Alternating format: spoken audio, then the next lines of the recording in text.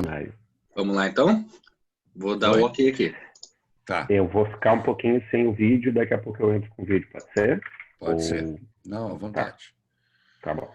O áudio tá bom. A reunião está sendo transmitida agora em YouTube. Muito bem, pessoal. Bom dia a todos. Bom dia. Dia. Nesse nosso encontro semanal, em que nós, comunicadores generativos, escolhemos um tema para debater. E estamos aqui, eu, Marcos, Michele, Leslie, André e Marcelo.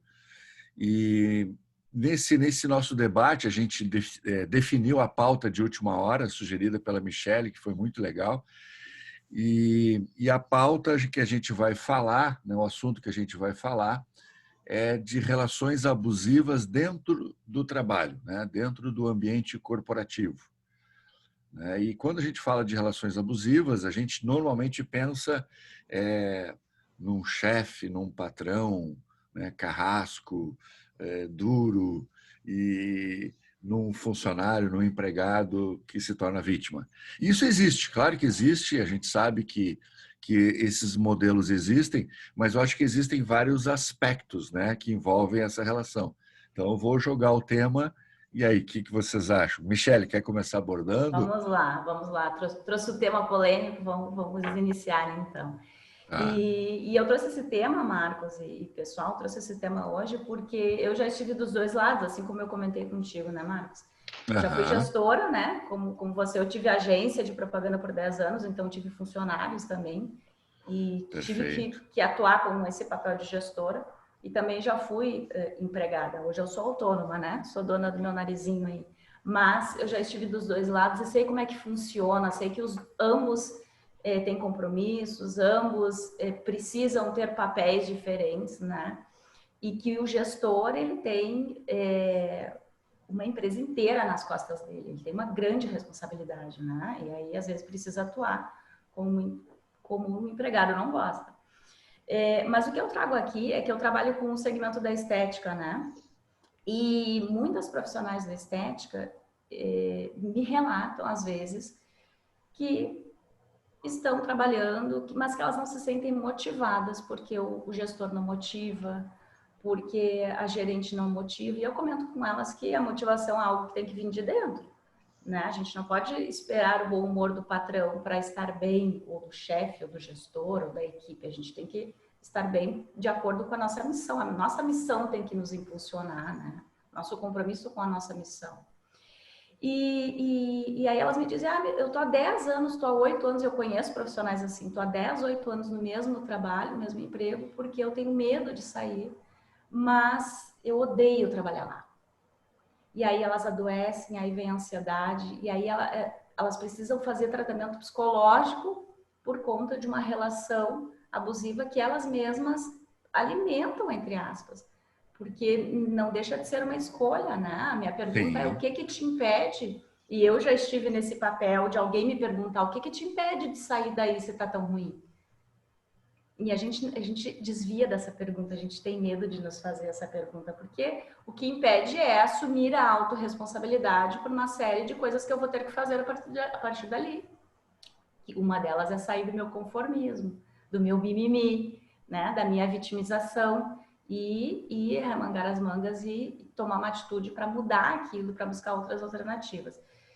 Então, agora jogo para o grupo aí o que vocês pensam a respeito disso, né? Porque realmente é algo muito comum assim no mercado, muito comum. É difícil estabelecer um limite onde é que está o abuso e onde é que está a condescendência, ou seja, eu estou sendo abusado, né? Ou seja, a pessoa está sendo agressiva comigo, a pessoa está me humilhando na frente dos colegas, né? A pessoa está gritando comigo. Até que ponto isto é abuso, mas até que ponto eu estou deixando que isso ocorra, né? É um limite muito difícil, né? O fato é que entre adultos existe corresponsabilidade, né? Daquele que falou o que falou e daquele que permitiu que se falasse o que se falou, né? E eu acho que nós, comunicadores generativos, na minha visão, nós precisamos ajudar as pessoas e nos ajudar, porque eventualmente a gente está também nessa situação. Como adultos, a gente estabelece assim, tá, eu não acredito em vítima, certo? Pessoalmente, eu não acredito em vítima. Eu acho que se alguém fez algo, é porque contra mim eu permiti, eu dei permissão. Né? Não sei se vocês pensam, se a Leslie pensa dessa forma. Eu estava pensando aqui, né, essa questão do papel da pessoa que está no emprego, está no trabalho, que ela às vezes se sente abusada ou não está feliz, e aí começa aquele tanto de diálogo interno, querendo sair, mas não consegue. As pessoas que a Michelle relatou, né, que às vezes não gosta do trabalho, gostaria de sair, mas não tem às vezes coragem, sente medo. E aí é uma questão assim de... Será que essa pessoa tem clareza do que está acontecendo com ela? Boa. Será que ela tem consciência que tem esse medo existente? Porque talvez ela coloca a culpa no outro e não percebe do seu próprio medo. E aí eu conheço muitas pessoas que às vezes não estão felizes no trabalho e começam até ter uma alucinação. Nossa, algumas pessoas às vezes sofrem abuso? Sim. Algumas criam uma situação, uma história dentro da sua mente que elas é como se fosse uma prisão na sua mente. Muito boa, muito bom, Leslie, muito bom. Esses dias eu fiz um atendimento. Elas não conseguem sair de um trabalho, situações que elas aconteceram com elas e elas estão lá ainda. E aí, vocês estão me escutando bem? Porque eu estava tendo uma ligação aqui. Agora sim, voltou. Travou, mas voltou. E aí a pergunta é, o que impede, né, Michelle? O que impede essas pessoas, às vezes, de saírem dos seus próprios trabalhos? É o gestor? É elas mesmas? A história de vida que elas têm? Às vezes é uma história de aceitar ou história do medo? E é uma pergunta assim, bem interessante que nós, comunicadores generativos, podemos fazer, porque hoje em dia tem muitas pessoas nesse papel, né? nessa posição de que querem mudar sua realidade, mas não conseguem. E eu acredito que é por estados emocionais, pela sua própria história, por um medo, por uma falta de coragem. E aí a pergunta é, o que impede? E como que elas podem resolver isso? E esse o que está muito ligado às crenças. Ai, desculpa, Marcelo. Não, pode ir lá. Eu acho que isso está muito ligado às crenças, né? As crenças de capacidade, de possibilidade. Eu fiz um atendimento esses dias com uma menina que veio por conta disso, que ela estava se sentindo abusada na relação de trabalho, né, pelo gestor. E ela me trouxe muitas coisas durante o atendimento, e a gente fez o atendimento. E o objetivo dela era conversar no outro dia ou naquela semana com o gestor de que ela não ia mais aceitar aquilo que deu, que ela não conseguia mais manter aquele relacionamento daquele jeito. Ela estava muitos anos no trabalho e ela queria dar um fim naquilo.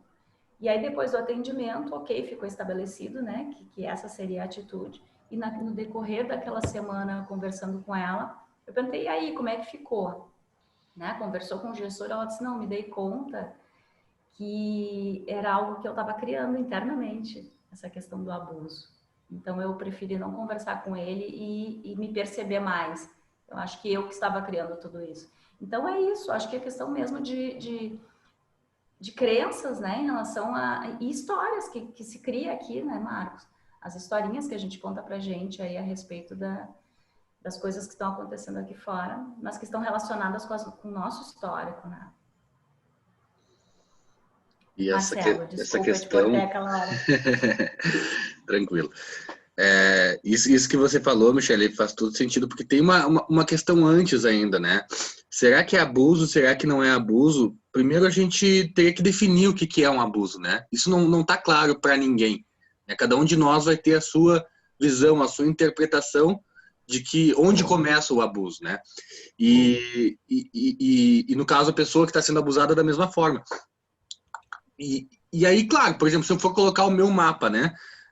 Para mim, o abuso começa quando termina o respeito. Mas aí a gente entra em outra nominalização. O que é o respeito?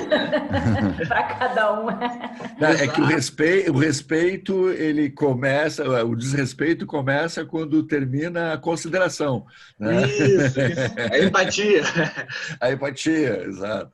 A gente cai nos nomes, né? Então, começa aí a confusão, porque daqui a pouco eu já não sei se eu estou sendo abusado, se isso faz parte do jogo, ou se era para ser assim, eu estou certo, eu estou errado. Começa uma confusão aí.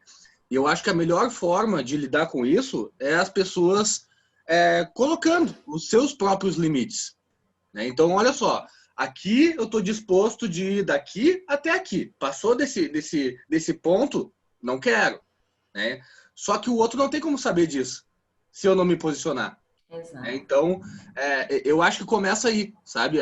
Nós sermos claros de até onde nós estamos dispostos a ir e onde que passa do limite que nós mesmos colocamos, né? Perfeito, perfeito, Marcelo. Eu não sei se o André quer falar. Quero sim, Marcos. Por favor, por favor. Marcelo, eu tenho uma tendência a concordar e a discordar contigo, né? Por qual motivo? Primeiro porque, assim, muitas vezes as próprias pessoas, elas vêm de históricos de relações abusivas em ambientes como a família, por exemplo. Uhum. E aí fica muito difícil tu depois te posicionar contra uma relação abusiva no trabalho, se tu não sabe de fato quais seriam os limites normais, né? Então, o que acontece? A pessoa muitas vezes ela se acostumou a passar tanto tempo em relações que estão ultrapassando certos limites que seriam considerados normais por algumas pessoas, mas que seriam consideradas anormais por algumas pessoas e por outras normais, entendeu? É claro, é o limite que cada um se impõe e a sua nominalização e o mundo ideal seria o que tu falou, as pessoas se posicionarem. Mas muitas vezes tu não tem consciência de que tu estás ultrapassando uma barreira ou tu não tem consciência de que essa barreira está sendo ultrapassada em relação a ti, né? Tu só começa a tomar consciência quando tu começa a fazer muitas vezes um trabalho de autopercepção, onde tu percebe que tu estás adoecendo ao conviver com uma realidade. Mas e aí, quem tem esse tipo de consciência normalmente? Normalmente são as pessoas que já deram os primeiros passos em busca de se perceber. Muitas pessoas, elas não têm esses limites, essas fronteiras são bem mais amplas do que a gente gostaria que fosse. Perfeito. Eu acho que isso tem que se levar em consideração. De qualquer forma, eu concordo contigo, André, porque as pessoas se submetem, elas não têm consciência. Mas, de qualquer forma, de novo, eu trago para a comunicação generativa que trabalha esses conceitos de maturidade de criança e adulto. E, na minha visão, num modelo ideal, utópico até, né? Não sei se a gente vai alcançar um dia isso, por isso que é utópico, de uma forma madura, te dizer assim, André, olha só, cara, sabe essas piadas que tu tá fazendo aí, na hora que a gente vai tomar cafezinho com os amigos ali? Cara, baixa a bola, eu não gosto, né? Então, assim, eu de forma madura, revelar para ti que um limite foi ultrapassado, né? Claro, o André é meu patrão, meu chefe. Como é que eu vou fazer, cara? Como é que eu vou dizer para o meu chefe que eu não gostei daquela piada que ele fez naquele churrasco na frente de todo mundo, né? Me chamando de quatro olhos, me chamando de careca, sei lá. Bom, mas eu vou lá. Eu vou bater na sala dele, sabe? Criar coragem, buscar minha confiança, sentar na frente do André, o chefe, olha só, cara, eu gosto muito de trabalhar aqui, mas eu quero te dizer que aquele último churrasco eu fiquei muito chateado porque eu não gostei daquelas piadas, eu não sei como é que... Então, assim, esse para mim seria o mundo ideal, entende?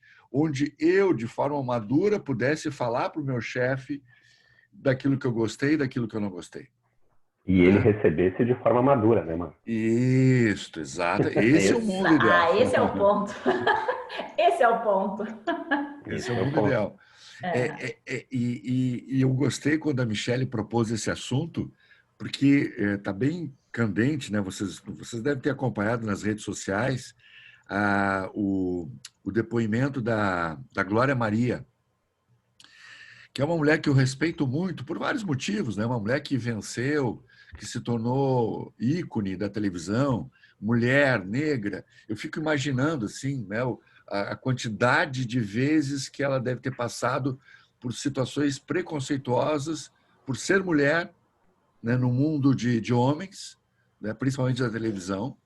A gente sabe, né, de histórias de bastidores. Eu acho que o André trabalhou nos bastidores de televisão. A gente sabe como esse mundo é machista e como as mulheres são tratadas, e principalmente sendo negra. E ela diz assim, né? Acho um saco, hoje tudo é racismo, preconceito, tudo é política, esse politicamente correto é um saco, ela fala, né? Então, assim, são pessoas que, na minha visão, são modelos de gente adulta, entende? Gente madura, gente equilibrada, gente que criou uma couraça em volta e, cara, me chama de negra, me chama de preta, me chama de... Eu não estou nem aí. Eu ouvi uma entrevista dela, ela dizendo que os câmeras, gente, olha só, os câmeras, né, que em tese estão numa posição hierárquica, né, abaixo dela como apresentadora. Ela diz assim, os câmeras me chamavam de neguinha. Neguinha, olha aí, vai começar, sabe? E ela disse, eu não me sentia ofendida por me chamar de neguinha. Eu, homem branco, falo em tese, entende? Eu nunca sofri preconceito nenhum, entende? Eu falo em tese. Agora, quando uma mulher como essa fala, que é mimimi, me parece assim que acho que hoje nós estamos entrando num terreno onde a infantilidade da humanidade está fazendo com que a gente se torne muito frágil para o mundo, né? Então, eu só queria colocar essa pimenta aí para polemizar um pouco.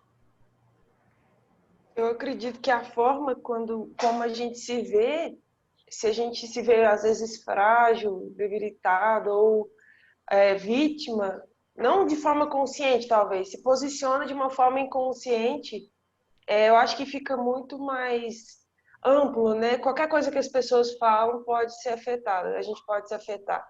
Por exemplo, quando eu vejo o que a Glória Maria falou, me coloco no papel agora de mulher e negra, muitas pessoas já me perguntaram, você já sofreu preconceito? Eu falo, tá, uma vez eu acredito que pode ser que sim, mas o resto, se eu sofri, eu não vi.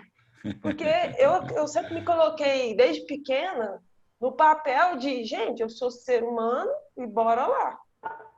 Agora, se eu me enxergar diferente dos outros, eu vou ver preconceito para todo lado. Porque o preconceito está dentro da cabeça. Exato. Então, Leslie, sempre já me perguntaram algumas vezes. Eu falo, gente, se eu me enxergar como diferente, eu vou ser diferente. Agora eu tenho uma cor diferente. Agora eu sou diferente por causa disso? Não, eu tenho os mesmos direitos civis que a maioria das pessoas. Eu não estou falando que não existe preconceito, que existe. Então, assim, por outras pessoas que já relataram. Mas eu achei bem interessante isso e eu já começo até a compartilhar um atendimento que eu fiz que não tem a ver com essa questão racial, mas tem a ver com a forma de se enxergar. Eu atendi uma moça que ela falou que estava tudo ruim no emprego, que não estava gostando das pessoas, do patrão, não estava gostando de nada. E também nós fomos fazendo atendimento e foi surgindo coisas familiares, no qual ela queria seguir uma profissão e a família não estava apoiando. E no decorrer desse atendimento, nós trabalhamos uma questão dela que estava envolvida com a família. E trabalhamos e tal, e depois desse atendimento, eu perguntei para ela, e aí, como você está? Né? Ela falou, nossa, mudou tudo, estou muito mais empoderada. Meu emprego está bom, ou seja, não era questão do emprego, Ela falou, não, mudou, agora até outra coisa aqui no emprego e tá todo nível agora. E aí, por que eu trago isso? Porque a forma dela se relacionar com ela mesma e até com a família mudou a forma dela se posicionar no emprego e na vida profissional. Então, assim, mudando um pouco de assunto, mas mergulhando nessa questão da forma de se enxergar, eu acredito que isso modifica tudo. Claro, a gente está falando aqui também dos funcionários, das pessoas, só que também vale lembrar que essa maturidade, quando falta no gestor, no patrão, no líder, pode sim trazer um grande problema na empresa. Porque eu também me recordo de um momento que eu fiz estágio e a pessoa era muito autoritária. De alguma forma, por eu ter familiares mais autoritários, eu soube lidar com essa pessoa. Eu estava ali como estagiária e como na minha família tem pessoas desse jeito, autoritárias, que mandam e acontece, eu sabia lidar, sabia respeitar, entendia. Só que da mesma forma eu via colegas que se sentiam abusados, que se sentiam injustiçados pela forma que a pessoa falava, a forma que a pessoa fazia. E eu não entendia por quê elas se sentiam assim, porque eu estava acostumada. E aí, nesse debate, está ficando claro para mim hoje que as pessoas que a gente conviveu na família, as coisas que aconteceram com a gente, vai influenciar diretamente, tanto sendo patrão ou tanto sendo funcionário. Então, assim, eu percebi que a forma que eu enxergava ela estava tudo bem, porque na minha família era assim. Só que aí depois, eu vendo o papel na minha família de pessoas que eram líderes e autoritárias, eu começava a enxergar que talvez não seria tão bom. E aí vem uma... Mas deixa eu só te perguntar, Leslie, me permita te interromper. Olha só que interessante você colocou, né? E ali está bem nesse ponto em que, do ponto de vista do Marcelo e do André, né? Isso que aconteceu com você, a gente pode encarar de duas formas. Ou a gente pode dizer que você não tinha consciência de que aquilo era um abuso, né? E, portanto, você não se incomodava. Ou a gente pode dizer que você, dentro da sua família, você foi preparada para o mundo abusivo, né? Você foi treinada. Ou seja, então a gente pode encarar de duas formas. Poxa, a Leslie também sofria abuso, mas não se deu conta, porque não tinha consciência, não tinha maturidade. E, ao mesmo tempo que a Leslie encarou super bem, né? Não ficou nenhuma sequela, porque ela já tinha sido preparada em casa. Ela já tinha levado porrada em casa. Por exemplo, se o abuso for de uma pessoa te mandar fazer algo e não explicar por quê, eu acredito que às vezes não tinha consciência. E o significado que eu dei me ajudou. Porque se eu tivesse o significado que eu dava, eu ressignificava aquela situação. De uma forma inconsciente, desde criança, eu aprendi a ressignificar. Só que pessoas da minha família que não aprenderam a ressignificar, hoje sofrem. Ah, perfeito. Sim. Então, aí depende. Aí depende desse papel. Porque hoje eu já tenho clareza que não precisava ser assim. Só que o significado que eu dei me preparou. Mas algumas pessoas atrapalharam. E aí é muito interessante que depende. Depende. Depende. E aí, o que eu ia comentar? Desculpa, Leslie. Aí, Marcos, a gente entra justamente no que a Leslie acabou de dizer, que eu percebo que de acordo com o tipo, de acordo com a personalidade que foi sendo desenvolvida lá na infância, é essa reação na vida adulta, entendeu? Sim. Se na criança começou a se formar um tipo de personalidade mais retraída, ela vai ter a tendência a não lidar bem com isso. Se forma um tipo de personalidade onde ela é melhor estruturada, como demonstrou a Leslie agora, ela consegue se ressignificar e escolher novas atitudes e não fica aprisionada. Aquelas pessoas que têm personalidades mais retraídas, elas ficam mais tempo lidando mal com isso, ou seja, ela escolheu aquele mecanismo de defesa para se proteger daquilo que era hostil e ela não sabia lidar, porque ela era uma criança, ela tinha uma psique que estava em formação, e aí depois, por ela se fechar de uma certa forma, ela também não consegue se expressar direito para se libertar disso na idade adulta. Entendeu? Sim. É assim que eu tenho observado. Por favor, Leslie. Pode falar, pode terminar. Não, era isso. Eu quis pegar esse gancho do que tu falou, porque eu achei muito importante, porque eu conheço assim, várias facetas dessa história, entendeu? E muitas vezes eu concordo contigo no sentido de que eu convivi com pessoas de personalidade forte, como a gente falava, e eu me tornei forte por isso. Isso pode ser um mecanismo. A minha personalidade escolheu dessa forma. Eu não tenho consciência de como é que ela escolheu, mas eu tenho consciência ao perceber que outras pessoas se retraíram e não conseguiram lidar da mesma forma que eu. Hoje eu olho para trás e percebo primos, primas que não lidaram com o mesmo núcleo familiar da forma como eu lidei. E isso tornou elas pessoas mais frágeis, vamos dizer assim. Mas isso começou lá na infância. E uma coisa que me deu clareza aqui, como seria, né, se pessoas que estão à frente soubessem dessas questões, porque isso iria mudar o jogo. Porque o que acontece? Às vezes a falta de maturidade em muitas pessoas, tanto patrão, tanto líder, quanto funcionário, quanto pessoas que convivem, atrapalha até na comunicação, porque a comunicação, quando tem ali um estado, a experiência de vida da pessoa vem à tona, que ela às vezes fica frágil, ou ela fica brava, ou ela fica com raiva, isso acaba desorganizando até uma empresa. E aí, a falta de maturidade nisso pode, às vezes, atrapalhar o andamento de qualquer processo, de qualquer empresa, de qualquer negócio. Exato. Porque as pessoas passam a deixar vir à tona os sentimentos, a comunicação e a falta de maturidade bagunça ali tudo e acaba não chegando onde elas queriam chegar, porque não sabe do histórico de vida, às vezes não lida com esses sentimentos que vêm à tona, tanto às vezes de vítima, ou de autoritarismo, ou de várias outras palavras que vão surgindo nesse caminho, né?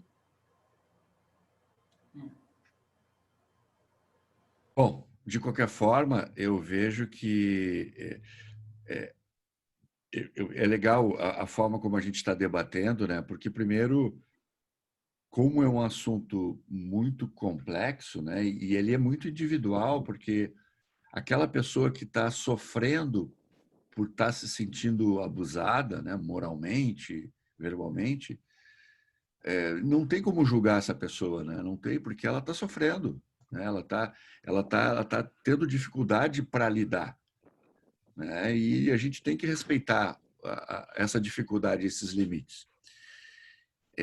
Ao mesmo tempo que aquele que é dado como abusador também, né, ele aprendeu a se comunicar daquela forma, né? Também provavelmente, né, como foi dito aqui, ele teve esses modelos provavelmente dentro de casa, né?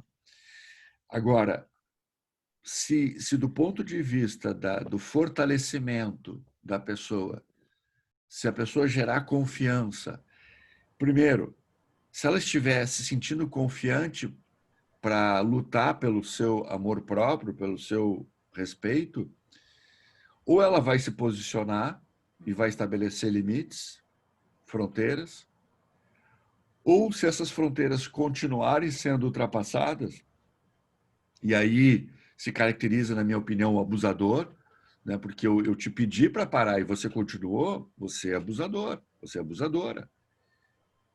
Eu ainda continuo com a minha confiança de definir assim, aqui não é o meu lugar. Aqui não é o meu mundo. Né? Então, assim, por que eu vou esperar 2 anos, 3 anos, 5 anos, 10 anos, né? Como a Michele falou ali. Por que eu vou esperar 10 anos para agora chegou? Não. Então, assim, vou criar confiança dentro de mim para ir buscar um outro lugar. Né? Tem uma questão, né, Marcos? Duas questões, né? Primeiro, assim, liberdade, né? De eu saber, quero ou não quero estar aqui, né? Aqui o jogo funciona dessa forma, quero ou não quero estar aqui, né? No mundo ideal maduro, né? Que a gente falava. Sim. Agora, tem um outro ponto que de um modo geral, as pessoas elas se apegam naquilo onde elas investiram tempo, dinheiro e energia, né? Então, se eu estou num lugar onde eu investi 10 anos da minha vida, investi 10 anos de energia, fica um pouco mais difícil, né? Eu abrir mão daquilo que eu já coloquei meu foco, minha energia. Quanto mais tempo, mais difícil, né? Exatamente, vai aumentando o grau de dificuldade, porque eu fico apegado naquilo. Poxa, imagina, os últimos 10 anos da minha vida eu me dediquei para aquilo. Como é que agora eu vou simplesmente dizer que eu não quero mais, sabe? Não. Então tem esse ponto também, eu saber lidar com essa relação, né, entre tempo e eu chamo de comprometimento, mas não é bem, o quanto eu emocionalmente fico conectado com aquela questão. O quanto o ambiente também te força isso, né, Marcos? Eu lembro na época que eu abri mão da agência, imagina, eu me formei, aí construí uma agência com uma sócia, tive essa agência por 10 anos, depois de 10 anos eu me dei conta que não era aquilo que eu queria. Só que a força da família em relação àquilo, mas como assim? Depois de 10 anos que tu te formou, que tu constituiu a agência, que tu tá 10 anos trabalhando, tu vai abrir mão de tudo para começar do zero? Mas como assim? Tu tá maluca? Então foi difícil para mim também, né? Mas era algo insuportável, que não tinha como manter. E aí isso me deu força para sair daquilo, né? A dor era maior, né? E aí vem o equilíbrio, né? Dentro de nós, o equilíbrio não é um equilíbrio, a balança dentro de nós entre os ganhos e as perdas. Exato. Né? E é muito subjetivo isso, porque eu vou trazer para uma experiência. Eu tive durante 7 anos num ambiente onde eu sofri abuso muitas vezes. Eu estava aprendendo, em sala de aula, por exemplo, eu ia me manifestar, né, já participando do grupo ali, já sendo equipe, e a pessoa que liderava lá me humilhava na frente dos outros, né, me desafiava a eu explicar coisas que eu me atrapalhava para explicar sobre aquele tema, né? E algumas pessoas que se aproximavam de mim depois, vendo essa cena, e essa cena se repetiu, gente, várias vezes, as pessoas me perguntavam, cara, como é que tu aguenta isso? Como é que tu aguenta? E a minha resposta, que talvez fosse uma resposta, a única que eu pudesse dar, talvez uma resposta que na época eu formulei, né, para poder ter uma desculpa, não sei. Mas a resposta que eu dava era o seguinte, cara, eu estou aqui porque aqui eu estou aprendendo muito. E quando esse ganho, né, de aprender, ele não superou a dor que eu sentia de passar pelo que eu sentia, né? Então, assim, a dor foi maior, aí eu pulei fora. Mas levou 7 anos. 7 longos anos, né? E eu olho para trás, eu vou dizer, eu fui vítima. Não fui, cara. Eu era adulto, eu estava lá. Os sinais foram dados, gente. Os sinais foram dados. E antes de eu participar da equipe, eu era aluno. E como aluno, eu já percebia como a pessoa era. E eu desejei estar lá dentro, eu pedi para estar lá dentro, eu fui aceito para estar lá dentro, e eu fiquei 7 anos. Então, é isso que me vem à mente agora, vocês começaram a falar, e me lembrei disso, que eu passei por isso também. E o meu ganho era aprendizado, entende? E eu aprendi muito. Né? Então, é muito difícil a gente definir assim, como fazer isso. Eu acho que a gente precisa se dar conta da nossa liberdade de escolha. Exatamente. Em todas as relações de amizade, amorosa, profissional, todas as relações, né, Marcos? Dentro de casa, né, Michele? Nossa. Como as mulheres são vítimas de abuso.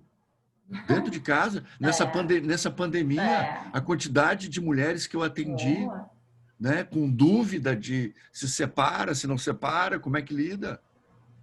Sabe? A mulher sendo chamada de burra. Sabe? Tu é burra.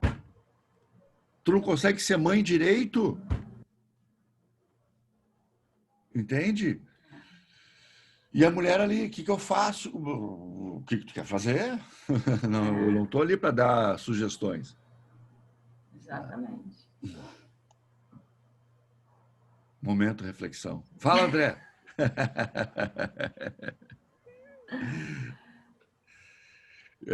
Então... Não, Marcos, eu estou ouvindo atentamente e preciso te dizer assim, cara, que para mim é bem interessante porque ele é um tema que está super atual devido a algumas coisas que eu tenho vivido nos últimos tempos e refleti muito sobre esse tema, né? E te confesso que quando ele surgiu à tona para mim numa reflexão, numa meditação, me veio ao mesmo tempo que uma repulsa, né? Uma rejeição muito grande, porque primeiro que quando vinha a palavra abusador na minha mente, ela vinha como aquele abusador mais clássico, que é o abusador sexual, né? E aí isso mexeu muito quando eu percebi que tinha, em algum nível, uma identificação com esse tipo de personalidade, né? Porque eu acho que um dos pontos para a gente poder auxiliar as pessoas é a gente reconhecer dentro da gente certos padrões.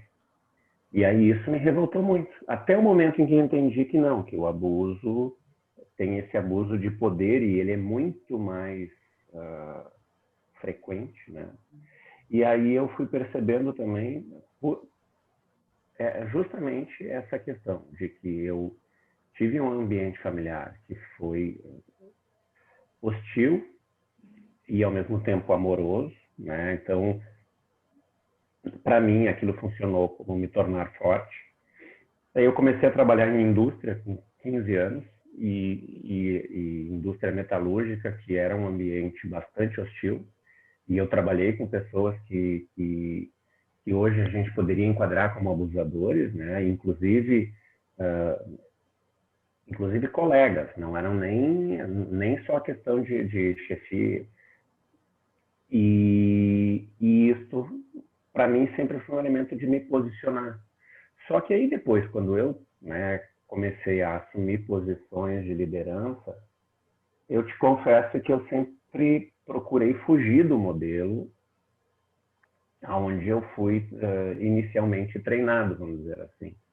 Mas eu me dei conta de que em alguns momentos da vida, por pressão, por estresse, por coisas que a Michele falou no começo, eu tive que reconhecer de que eu assumi o papel de abusador, entendeu? Eu invadi certos espaços, muitas vezes, e inclusive algumas vezes por achar que aquilo era o melhor para a pessoa, entendeu? Porque muitas vezes eu me dei conta nessas reflexões de que a questão do nível de exigência que a gente passa a ter com as pessoas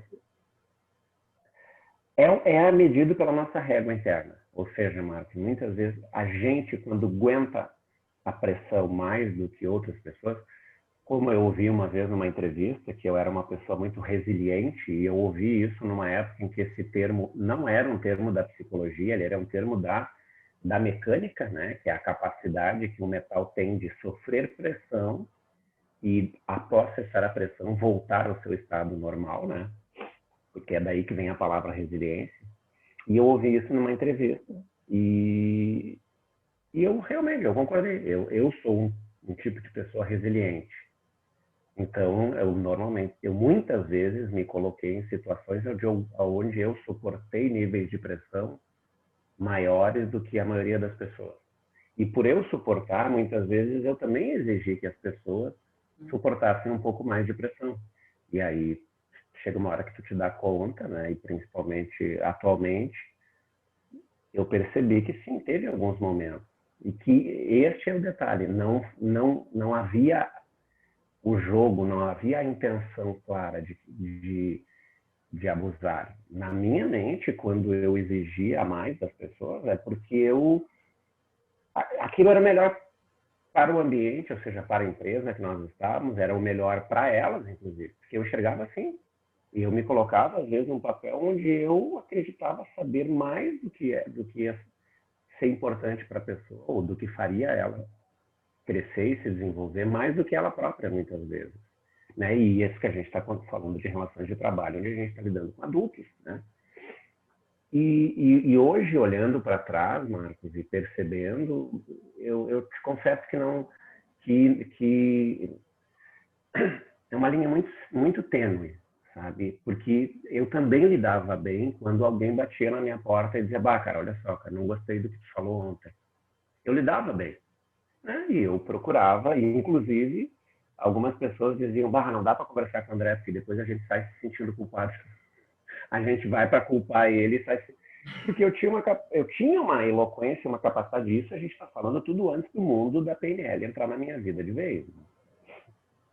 Mas eu já tinha uma capacidade de ressignificar e de mostrar para elas, não, peraí, cara, olha só, tá bom, me desculpo por ter ultrapassado certos limites, mas eu estou enxergando assim. E eu conseguia mostrar para a pessoa e às vezes convencer ela de que eu estava fazendo aquilo para o bem dela.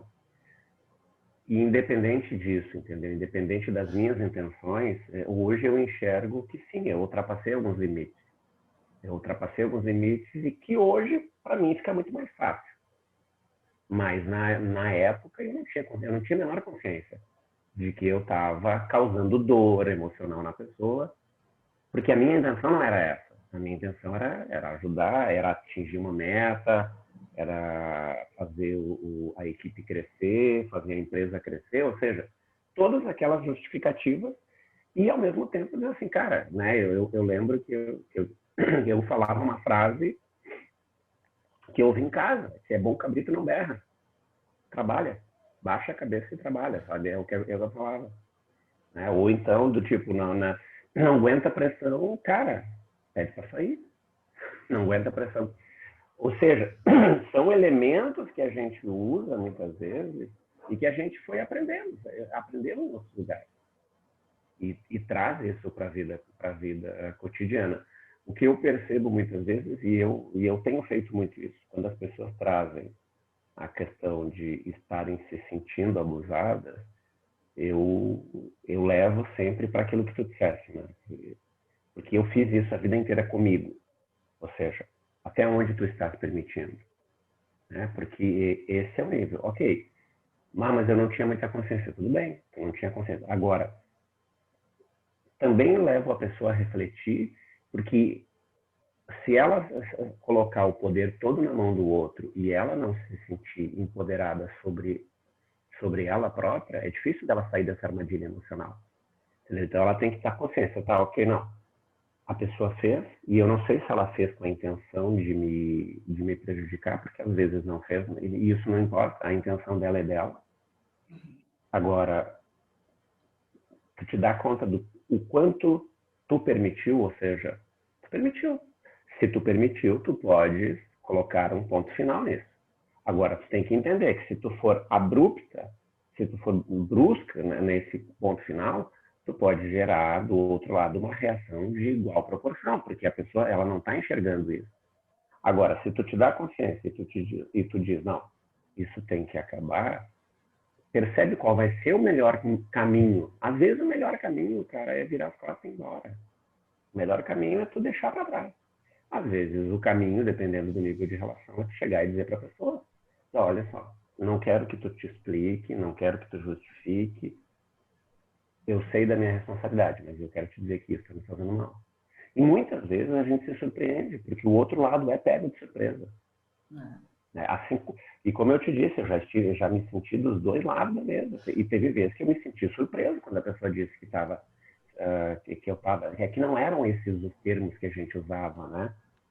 Mas, resumindo, trazendo para os temas atuais, sim, é abuso, né? De uma certa forma, eu abusei do poder que eu tinha. E um outro detalhe interessante, que é sobre o que a Leslie falou também, eu trabalhei na época em indústrias na Serra Gaúcha, tu sabes disso. E, cara, eu ouvi uma vez, num determinado período, numa das empresas, a seguinte expressão: esses pretos que vêm lá de baixo estão bagunçando toda a fábrica. E na hora, aquilo me chamou a atenção, porque primeiro, de todas as pessoas que estavam na mesa, o mais escuro era eu. E aí, então, na hora, não caiu a ficha.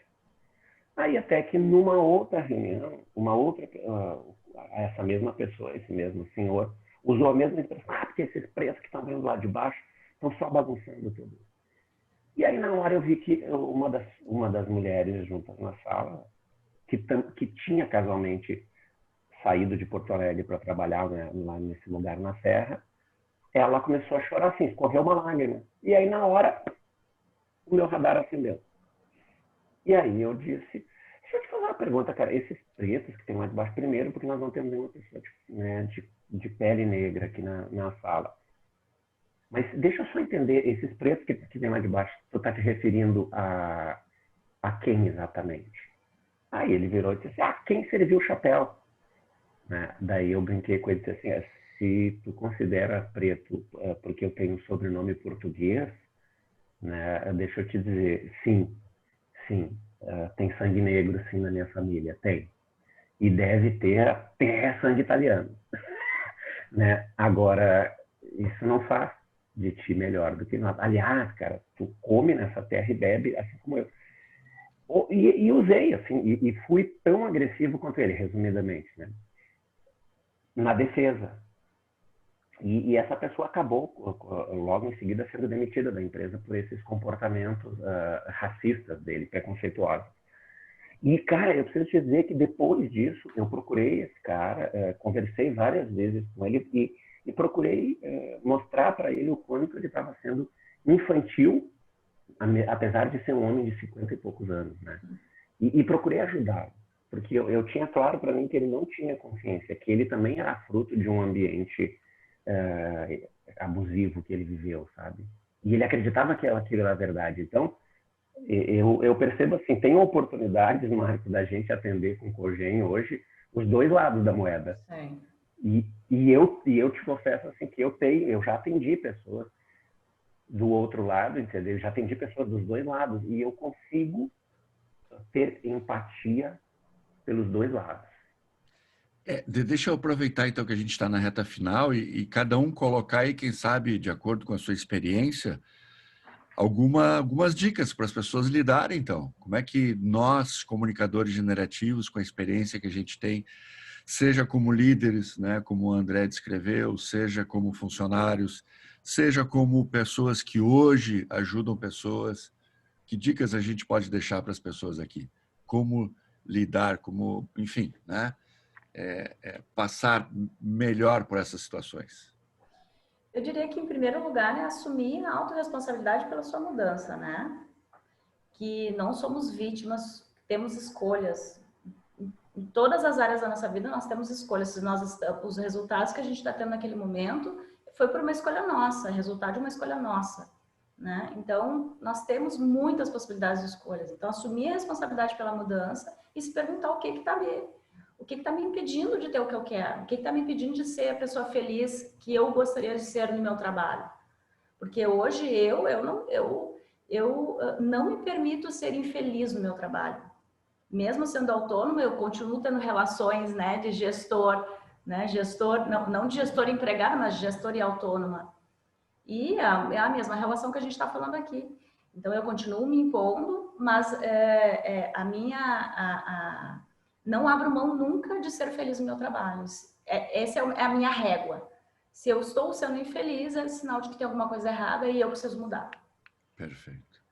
Muito bom. Eu acho Leslie, fala, Marcelo, que a Leslie está com o áudio fechado lá. Legal.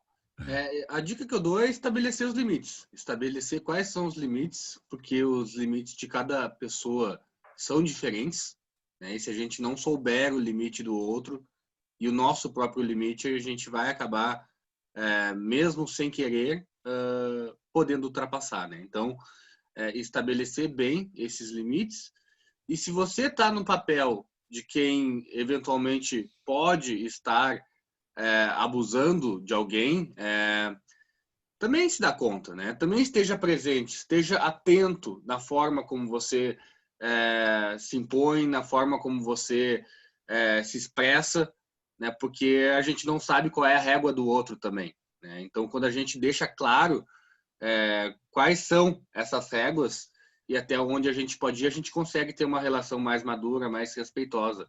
Mesmo que seja uma relação de cobrança, entende? No sentido de que, ok, cara, tu não fez isso, deveria ter feito, isso foi ruim, nos trouxe prejuízo, nos trouxe problemas, e eu tô sendo verdadeiro para te dizer que não deu certo, né? Eu tô te dando esse feedback, né? Mas quando a gente tem esse limite aberto, né? Então, se eu tenho das duas partes essa permissão, eu posso até mesmo ser mais duro também, sem ser abusivo, né? Não, aquela questão, eu não preciso ser condescendente. Eu posso ainda assim ser duro, eu posso cobrar dentro de um limite. E o que eu estava falando era sobre a permissão, né? Se permitir procurar ajuda. Nós, como comunicadores generativos, estamos aí para ajudar a pessoa a perceber o que às vezes está impedindo ela de tomar a decisão que ela quer, de ser melhor ou de comunicar melhor, de colocar a sua vontade. E a permissão é o primeiro passo, né? Porque muitas pessoas, às vezes, ficam nos diálogos internos e elas não se permitem mudar. Pelo menos, assim, não é saber como mudar. Isso aí a gente vai trabalhar na sessão, né? Às vezes, o estado emocional que ela precisa para tomar essa decisão. Então, assim, procurar. Vai falar, Marcos, preciso mudar tal comportamento, Michele, Marcelo, André. E aí, esse primeiro passo, que é, às vezes, o que às vezes é mais difícil. Eu percebo que muitas pessoas querem mudar, precisam mudar, mas a decisão em procurar é algo que às vezes demora mais tempo. Que até que a pessoa passe por aquelas crenças, aqueles diálogos internos, para buscar ajuda, é o que às vezes impedem muitas pessoas de mudarem. Porque uma coisa que eu estava refletindo ontem é que a mudança, ela se ocorre através do tempo e também com repetição e por impacto emocional. Só que isso talvez é mais fácil, porque quando tem alguém, um profissional te ajudando, acontece mais rápido. Só que o que às vezes impedem pessoas de mudar é se permitir, é procurar ajuda. Porque até elas procurarem ajuda, tá ela com ela mesma, com as crenças dela, e às vezes ela não sai do lugar. Então, às vezes, o mais difícil não é mudar. Então, assim, no meu mapa, talvez o mais difícil é se permitir. Primeiro passo. Marcos, eu tenho refletido muito sobre esse tema, como eu disse, né? E uma das coisas que eu gosto de falar para os líderes, eu gosto muito de uma frase da Margaret Thatcher, que ela dizia assim, que ser líder é como ser uma dama, né? Isso a gente tem que ir lá para os anos 80 e lembrar os conceitos dela, né? Ser líder é como ser uma dama. Se você precisa dizer que então você não é. Né? Ou seja, se você precisa estar se impondo para as pessoas para mostrar que você é o chefe, que você é o líder, então tem algo errado, porque as pessoas não estão te vendo assim, elas não estão te percebendo assim. E lembro muito bem que eu usei muito essa frase na época em que a gente estava fazendo aquele trabalho no Banrisul, em 2012, onde a gente lidou com todo o formato de líder ali, né? Desde caras que eram coordenadores no banco há 30, 40 anos, até pessoas que estavam iniciando a sua carreira no banco. E eu vejo hoje muito assim. Então, a minha dica para os líderes é, se você precisa estar impondo, se você precisa estar usando força para gerenciar a sua equipe, aí tem um grande sinal de que você, talvez, inclusive, não montou a equipe da maneira que vai produzir resultados para você. Talvez você tenha errado ao escolher algumas pessoas. Então, procura perceber qual foi o critério que você usou, né? Porque tem que ter essa autorreflexão. O outro aspecto é entender que se você está tendo que usar força, usar o seu poder para conseguir das pessoas, então você não está conseguindo movê-las, né? E não vou nem dizer motivá-las, mas você não está conseguindo incentivá-las adequadamente. E você tem que entender que, dependendo em qual é o seu papel nessa equipe, talvez você vai ter que convidar algumas pessoas a deixarem a sua equipe para substituir por outras que vão mais facilmente te auxiliar a chegar nos resultados. A gente tem que... as decisões adultas e maduras, elas passam por isso, entendeu? De que... Porque, por exemplo, se eu sou um gestor numa empresa onde eu também sou um colaborador, talvez, às vezes, o melhor para a equipe é que eu saia. Agora, se é dentro da minha própria empresa, como por exemplo, a Michele relatou, aí é diferente. Bom, é a minha empresa, então eu vou ter que ir ajustando as coisas até que a equipe seja capaz de produzir sem que eu precise usar pressão ou força, né? E isso eu gosto de sempre trabalhar com as pessoas. E o outro aspecto, o outro lado, cara, é dizer assim, está gerando desconforto, não importa em que nível, entenda, a tendência é só se agravar. Né? Aquele sapato que começa apertando lá, ele primeiro dá uma bolinha, até o momento em que ele machuca de verdade o teu pé. Tu vai esperar ele machucar o teu pé de verdade, ou tu já vai começar a cuidar dele quando ele tá ficando, quando ele deixou a tua pele vermelha, sabe? É isso. Tu tem que escolher em que momento, mas em algum momento tu vai ter que tomar uma providência com esses sapatos que te apertam o pé. A mesma coisa são as relações, né? Eu vejo muito assim, porque é interessante, Marcos, que, por exemplo, eu percebo às vezes a minha filha com um nível de tolerância a uma amizade, e a gente está falando de crianças aí de 9 anos, de uma amiguinha que ela já tem a tendência a se impor no grupo, quando as coisas não acontecem do jeito que ela quer. E eu observo essa situação e olho para minha filha depois e digo, olha só, isso não é normal, isso não é legal. Tu não tem que aceitar esse tipo de coisa. Porque é aí que a gente já começa a orientar e dizer assim, mas o que eu vou fazer ela porque não vai ser mais minha amiga? Eu digo, bom, isso é uma escolha dela. Isso é uma escolha dela, não ser mais tua amiga. Agora, tu só vai ser uma boa amiga para ela se tu não aceitar isso. Porque se tu aceitar isso, lá na frente pode dar mais problema. Então, às vezes, é melhor a gente dar um passo atrás. E, cara, ela tem 9 anos. Mas é isso, é assim que eu percebo, porque é agora que eu começo a ensinar minha filha a não aceitar isso. Perfeito. Muito bom. E eu diria, vocês falaram tudo, e foi bom esse debate aqui, né? Foi um debate diferente, porque a gente não abordou a comunicação generativa diretamente, mas a gente abordou comportamentos, né? E estados emocionais e construção de mapas mais confiantes para lidar com os abusos.